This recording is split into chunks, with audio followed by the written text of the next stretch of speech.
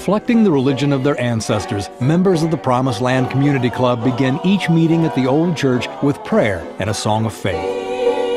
It is the mission of the club to maintain the legacy of their ancestors who paid a painful price to establish a free African-American community in Dickson County, Tennessee.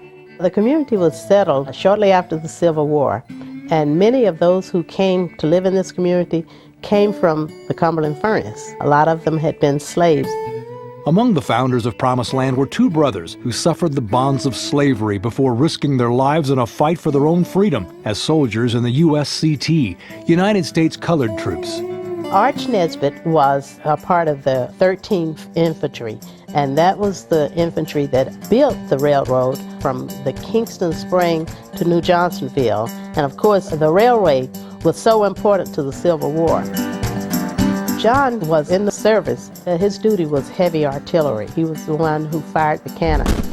And as a result of that, he sustained some injuries that were lifelong. It took John Nesbitt 12 years to convince the Army to compensate him for his disability. When the money was finally granted retroactively, he was able to buy the land where the old church and Promised Land School, built in 1880, now stand as monuments to the original settlement. With their farms and family-owned businesses, Promised Land became a self-sustaining community.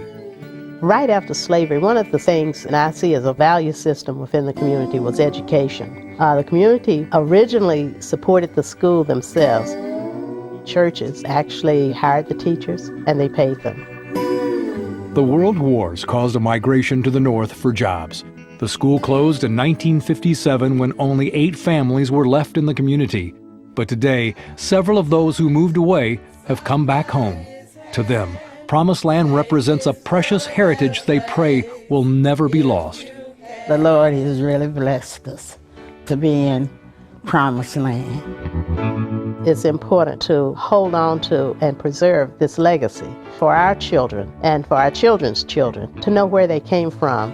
It's not many people in the U.S., especially African Americans, that can trace their roots.